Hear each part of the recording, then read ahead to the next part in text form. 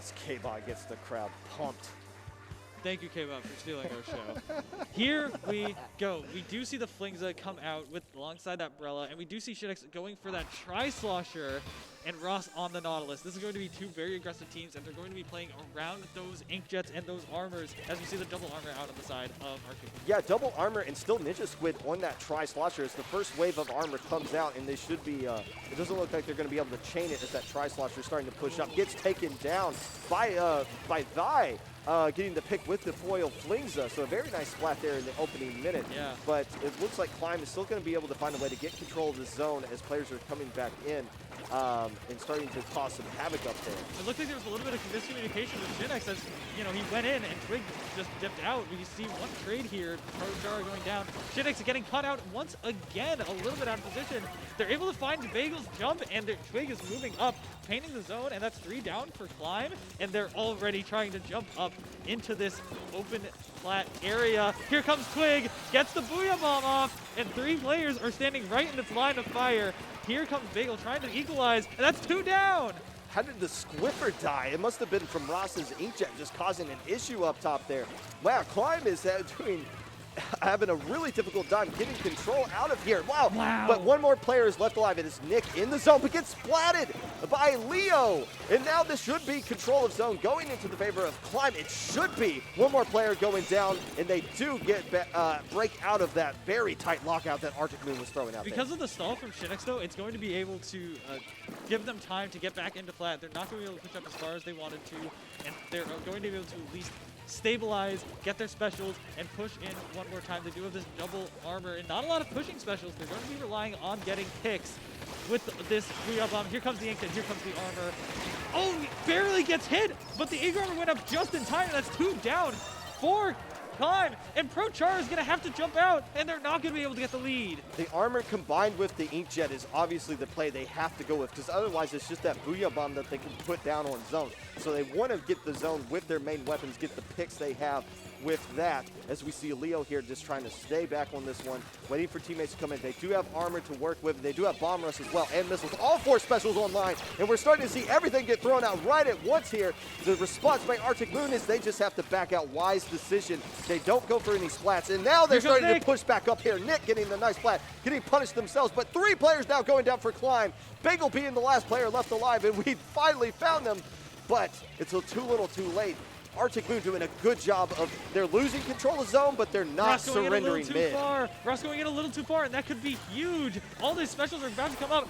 Ty, unfortunately, going down to, I think, a Shark underneath from Twig, and that's going to equalize it. This timer's ticking down. There's no penalty. They have to go with this Armor Inkjet, and here it comes.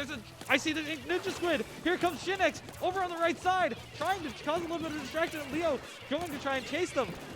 Ross does go down on the side of Arctic Moon, but is it going to be enough? We hear them yelling, we hear them screaming, they're trying to call out to each other. Prochar able to turn around, but not able to find it, gets double teamed. Climb, because of that distraction, gets the zone, and Tree going down. It's going to go right back to Arctic. Yeah, they like I said, they're finding ways to at least stall the zone and flip it back to their favor, but they can't get control of mid. Arctic Moon not giving them anything other than just more penalty points that they have to work with.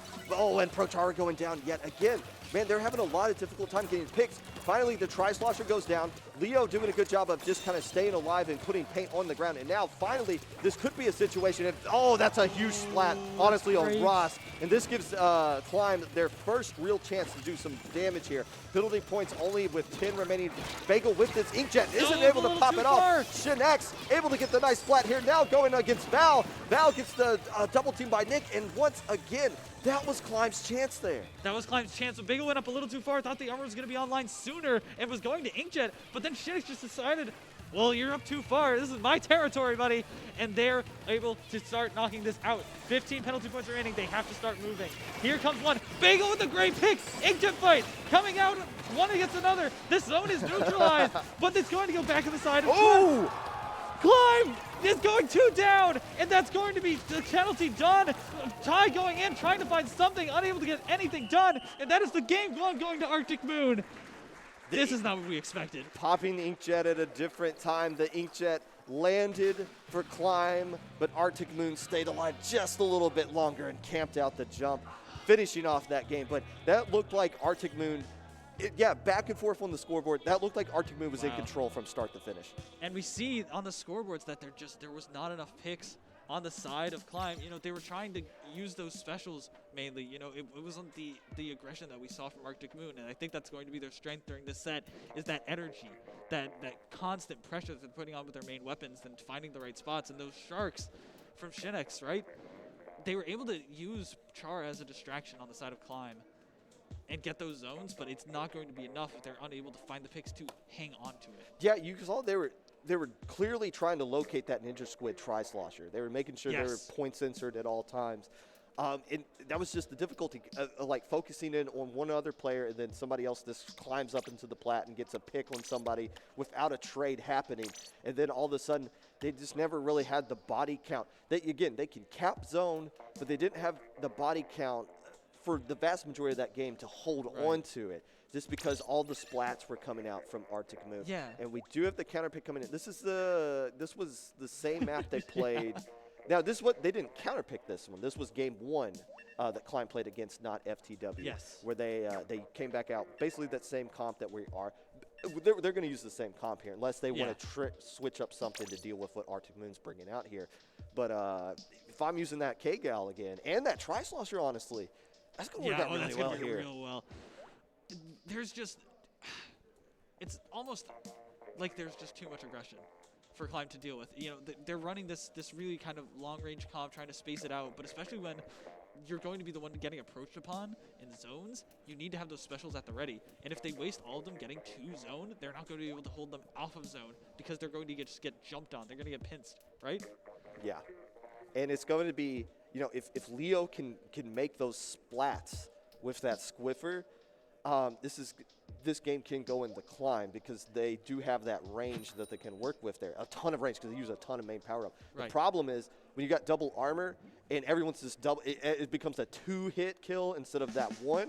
It's going to be really difficult to get things going with that Squiffer. But that is the key. If Leo can start popping off, this one can go back into the favor of Climb. As we do, Pro Char with the orange in zap coming out here. So no more Brella. So that's the adjustment they're going to make.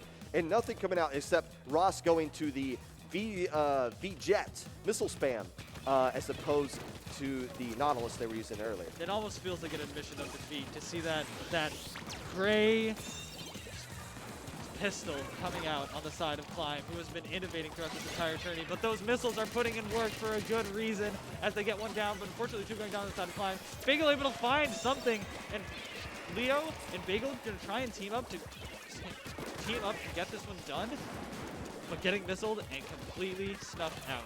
And you see those point scissors coming out again. They want to make sure they locate all of these players. But right now, Arctic Moon picking up right where they left off. We do see a Booyah Bomb coming out. Are using Dynamo this time instead of a Flingza. Dynamo working out really well on this map. And with that Booyah Bomb, arcing shots from their cubby area is able to cap zone. But again, they can cap zone all they want. But until they get the picks, which they're finally starting to do right now, 2 players from Arctic Moon, Climb won't be able to get control of this game. I don't think they realize this. This is a problem right here. Twig sees that Inkjet spot, takes down Pro Char, and now going for the Inkjet, walls them out, gets the double as well. This is what happens when they don't find those players that are sharking. They're feasting right now. And that was just an incredible, knowledgeable shark from Twig, knowing exactly where they needed to be, where they weren't going to paint, and hanging around saying, all right, if they find me, oh well, if they don't, I'm going to get 2. A fantastic knowledge from Twig. As Bagel, the double armor comes up as these players try and clash with each other with their body armor on them. Bagel ends up dropping and getting into a bad situation. Twig trying to fire up while Lick is coming in from the side. They are able to get one more as Shinx finally goes down up in their face. But this is not a lot of time left as they get misted and Booyah, and Leo's trying to get out. But it seems so hopeless at this point. The missiles coming in and not a lot of specials online for Climb. These walls are so devastating. Able to finally get one off of that wall. And here's 3 down for Arctic Moon. Finally getting shut down and giving Climb the room they need to breathe. This could be a big lockout. And the most important thing of that lockout, of that push right there, they saw the last guy jump out, so they know somebody is not sharking right behind them, ready to ruin this entire opportunity. But there you go. Oh, one more player going down immediately for Climb. They can't hang on, and another player as well. Make that 3. The response by Arctic Moon is swift and fast. Pop armor and go get splats. That's exactly what they're doing once again in control zone. It seems like they're just working too fast for Climb to work around, and especially on maps such as wide as Humpback, if they can find those spots and just collapse on them at the right times and coordinated effort, there's nothing that Climb's going to be able to do with the weapons that they have. 2 minutes to go here, trying to fire that Booyah Bomb. That'll at least stall the zone, but can't get the splats to follow it up. Twig Look at how they're just teaming feasting up. at that angle right there. And then the pincers coming out. And again, that Inkjet, the Inkjet by itself isn't really going to do much, but they don't really have much choice. They got to force something, and that will do it yet again. Climb one game away from being knocked out here in Arctic Moon, looking to set up a revenge date with Starburst. 1 win away. And this is so much energy and hype that we're seeing from Arctic Moon. Unheard of that Arctic Moon would be taking this set against Climb, who's been established in the scene. And Arctic Moon is looking like they want it. Yeah, the splats just not working in the favor of Climb right there. What was the pivotal moment in that whole game right there? It was when Climb first got control of zone, and they had the man advantage, but one player was hiding behind everybody, Twig, and they couldn't find Twig, and because of that, as soon as everybody moves in front, Twig gets a nice splat, takes down the Inkjet, gets down another player, and that's the issue, and Climb is aware of this. That's why they're throwing all these point sensors, because they know there's all these weasels that are just stuck in the hen house, but they can't find all of the weasels, and they get punished every single time. If they're going to be playing whack-a-mole, they need to be as fast as they can, you know, or else there's going to be a couple left standing. This is why players talk about playing front to back, right? You need to clear out everything. And if you don't, there's going to be sharking, especially from these players that are mechanically gifted, right? They're going to land their shots if you don't find them and make sure that they're not going to get in a good position on you, especially if you're playing this ranged composition. And because of that, they overlooked one tiny area, and that was all that they needed, because they were focused on playing fast, probably playing like they were going to try and completely erase every advantage that Arctic Moon could in terms of their mobility, in terms of how they could approach the map. But because of that, they lacked a little bit. They just had one lapse of paint in their map, and that was it. And one of the kind of key features that plays into that is your callouts. And again, yes, your callouts when you're on this kind of environment, I kind of noticed when you and me were playing, like when we're playing in game, like sometimes people are just like screaming callouts because maybe you can't hear yourself as well as you think you do, so you like talk over it and you get a little bit more hyped. And when you're on this, again, we can't stress this enough. This is an environment nobody really has a lot of experience in, and right. There's a different kind of butterfly in your stomach.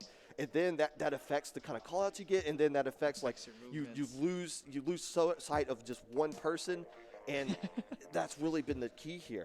So now we got one more counter pick to go. Climb looking to get back into this one, and then they have to win on 2 Arctic Moon counter picks. Arctic Moon looking a little too strong, I guess they say, in this tournament so far. But all you got to do to get back into a set, to pull off a reverse sweep, you plant the seed of doubt. To do that, you got to win one game and make them put the pressure on them to get the win. Especially on land. Momentum is everything. Yeah, well, yeah, with momentum, the crowd and everything. The crowd, getting that energy back, getting the energy back into your call out so that you're calling out more efficiently, that you're moving more quickly. I mean, if you're having a rough mental time, you're going to be slow in every regard, and that's just not going to work against a team that's moving so fast. And I don't know, we do hear some sounds, but I don't know exactly what the counter pick was. I'm assuming they go with splat zones with everything that do you think they're going to go Wahoo again? What, we're going to see more double baller? No, It'd work out better now that there's not going to be a whole galaxy of bubbles just floating around zone every time. Yeah, that's true. I mean, I don't know. I just don't see it working out. You know, I don't have faith. You can't go, look, Tri-Slosher works out on a lot of maps. A humpback map, that one looked like it was more designed to work towards Arctic Moon anyways. With that. And Yeah. So a pick has been made, and they are picking weapons. I think we're just looking for that specific overlay or whatever. But yeah, I have no idea what the map is going to be. But trying to get a glimpse over there on the monitors, but I can't really see. Oh well, either way. we'll see it. We'll all see in a minute, as you will as well. Splat Zone's at Piranha Pit. Okay. And they're getting right back into this thing. They're already readied up. This is going to be very exciting. Is Arctic Moon going to be able to upset Climb and get another chance at fighting Starburst? Let's see what they're going with. I like this pick just because it's going to work out with that Squiffer, with the range advantage that they're going to have here. But there comes Ross out with the Squeezer. So yeah, they can avoid the Squeezer nonetheless. Still sticking with that Tri-Slosher, that double armor, and that K-Gal coming out from Twig. There's a new Squiffer in the hands of Leotos. Having that baller to keep them safe, having those bombs to snuff out different sharking opponents is going to be very key as Leo gets traded here, and that's 3 down for Arctic Moon. That trade being so important on Twig, and there's one sharking. They're trying to get a pick here as before they get out, installing just enough for the members of Arctic Moon to get back, but it's going to lead to the first cap and a good position for Climb. This powder pick could work out. And Bagel going with the mini Splatling. Bagel kind of being the master of all Splatlings in general. I've seen even use Hydra at points. Those Inkjets really weren't working out, so maybe doing something with more missiles, something that puts down more paint, can work in their advantage. The 2 players going down for Arctic Moon. Prochar going down as well, but there's a baller to your face. Nice. Going down, and Climb finally, for the first time in this set, looking like they have some sort of control. But again, the same issue, one more player sharking, but doing a much better job of finding it. Ross forced to retreat. And you know, that was really interesting. They sent the bubbles in the Booyah over to that far conveyor belt as Shinix goes down here in the zone. They're trying to throw their bodies at Climb, but they're able to do so successfully. But because they sent it over there, they weren't able to cap the zones and not get anything for that push, especially since that Dino was going to be so oppressive on these ramps that they were trying to control them, but ended up just getting hit right back. Shinix starting in the zone, but is getting him right down. And that's 3 down for Arctic Moon. And Climb is back in control. Here comes Leonos with that ball already, going to be able to move up really, really close and aggressively to that Squeezer. Keep them completely out of the fight. Keep them from getting bubbles, although they have it charged now. Here comes Twig as well. And this is going to be the key push for Arctic Moon, because if they don't get this one, it's going to be a last stand effort. It is so hard to score points on this map, because if you just sneeze on the zone like they are right now, everything comes to a halt. So they already got a massive lead for what this map is, and now Ross staying alive in the bubbles through that bomb. It gets away! The armor keeps him alive! That was such a clutch armor usage from, I believe that was Nick, and able to keep Ross alive. They wanted to control this left side, and they were able to get it finally, although it looked like they weren't going to be able to. Squeezer able to get that pick. That's so much range. You can't stand there, Ty. K-Pot was right. Bubbles are broken in this game. One more player going down, and Arctic Moon in a situation now to where they can get the lead. They're flirting with it, but again, just barely painting the zone. Does give it into control of Climb, and they do take down Nick. Here goes the baller. That should kept the right side. Can they get the left? They do, and 30 penalty points being pushed on, but 3 players going down. Vibe being the last player left to arrive. Loss is making aware of it, and Twig comes up. A nice pincer on that bridge there, but still, that's a lot of penalty points for this map. That is, and you know, it's so easy for them to come back. You know, these zones are really close to that spot area because of the way that it's laid out. But the specials are on line for Arctic Moon, so they're going to be able to counter whatever Climb throws at them. They've got the missiles and the armor on line. They've got the bomber at the ready. Here comes everything. Prepare to see some frame drops. And they neutralize before it gets capped. Oh, no. They neutralize before the lead. And that's going to lead to 2 down as Chara goes in just a little too far. There goes Bagel, and that's a wipe. And the Arctic Moon is looking to get this one and send it home and send Climb packing. The taunt too. Oh, the little pop-off. Looks like, oh, 2 players going down on the right side. Back over there, so somebody's popping off. It might be Bagel with the mini. Prochara doing a good job getting another splat slot on Nick, and now control back into Climb. A minute 30 left to go. Oh, and a 1v1 here. Bagel tried to get a fall off. Does the mini Splatling fall off? Are you kidding me? And now Climb in a situation, they're almost out of their penalty points. Can they keep Arctic Moon back just long enough to get back lead? And they had no reason getting those 2 picks earlier, but their mental is so much stronger in this game. For whatever reason, they feel alive. They're getting these aggressive plays, and they're paying off so well. Here comes the specials from Arctic Moon. They're not able to get the lead just yet. Chara getting double teamed here on the left side. It is going to go down. That's no huge. help from his team. Ty's out of ink. This is going to be devastating. Here come the missiles. Leo's on the ramp as well, and they're trying to fight from this lower side, and that's 3 down on the side of Arctic Moon. This game keeps going back and forth, Popgun. If they can just get rid of those penalty points, they'll have lead, but again, that's so hard to do. We see Leo in a good position here, throwing those chicken bombs, essentially. It kind of works out as a point center. It at least locates where players are, and you just see, as long as Leo's right there, holding down that zone, and they keep players on the backside, they'll be fine. But here comes Twig with the Booyah Bomb, does take care of Leo, and the zone still hasn't flipped back. 2 players going down, but they don't have control of zone just yet. They should get it right here. And with 14 seconds left to go, it's now or never for Climb. Legal gets a nice pick there, but Shinax gets the nice follow-up as well. Wait, 2 players alive for Arctic Moon. Can they get zone? They do get control of zone. Can they hold on to it as we go into overtime here, Magic? And their Ty is going to try and paint over the zone, but there's not enough people alive left on Climb. I don't think they're there yet. They're trying to paint over. They get the cap, but it's only Ty left alive. It's Ty left alive, and they can't hold on to these zones. And that is Climb going down. Arctic Moon is going to fight Starburst in a revenge run back. What a set. If you're Climb, you hate losing, obviously, but that's a fair loss. That was a fair loss. They went down kicking and screaming and threw everything they could at it.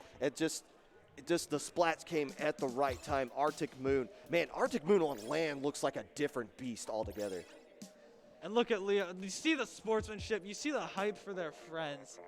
And that's what you want to see here at these lands. Just that awesome environment where you're around friends and you're cheering for them even in moments where you're not feeling so great. And that is respectable.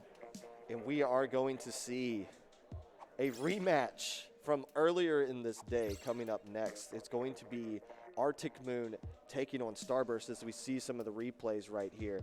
Kind of talking about some of this was kind of a key play right here. Bagel's inkjet ending early, Ross is not, and he's punishing it with that. Oh my goodness. I mean, so many plays here. And now, if you're Arctic Moon, we talk about momentum a lot. Yes, they lost barely to Starburst earlier, but now they're going to be going into this set as the team that just won in the fashion that they did here, going up against Starburst, who lost in the fashion that they did there. 2 different mentalities going into that stage, and that is something we're all going to be really excited to see. Look at this play. This play turned around the entire game. Oh, they stayed in the bubbles They stayed in the bubbles, and the armor kept them alive as soon as they got out, and because the team collapsed around him, Ross was able to stay alive, and that was just perfection. Just perfect stalling in the terms of what to do with bubbles. And everything about this game was just so close. One little positioning error could cause so much, and Ross with a little bit of a spin bag. Oh, goodness. Oh. We see people running all over at this point, and I believe that we are going to be seeing losers finals next. Yeah, after everyone gets their switches off the stage, I see somebody left their equipment there. And that's going to be it for us. Magic, we're now going to turn it over to Siren and Riza, who are going to close out this entire tournament with what is going to be a monster set coming up right next with Arctic Moon and Starburst. But that's going to do it for us here. Magic, where can people find you? So, right above me, at Magic_Octo. That is my Twitter handle. If you want to see me on Twitch, I do a lot of analytical content at Magic8_ball. And where can they find you? You can find me on the Ohio Turnpike in about a couple of hours, heading back to the great state of Indiana, or Twitter at Mr_Popgun. And we've been tweeting a lot about this event. We've been having a good time, and I hope so. That's going to do it for us. Arctic Moon and Starburst coming up next. Don't go anywhere. We will be right back with Riptide.